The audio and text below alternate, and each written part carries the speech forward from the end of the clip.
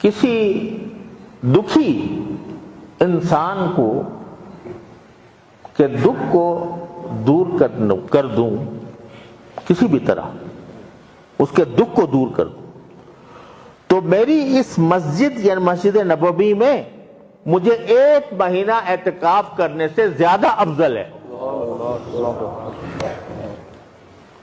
اللہ اکبر، تصور کرو، اعتکاف کس کا؟ نبی کا، کس کی طرف سے؟ رحمت للعالمین صلی اللہ علیہ وسلم کی طرف سے۔ اور فرماتے ہیں کہ 1 مہینہ میں اس مسجد نبوی میں اعتکاف کروں، اس سے زیادہ میں افضل اور بہتر سمجھتا ہوں کہ کسی دکھی انسان کا دکھ دور کر دوں۔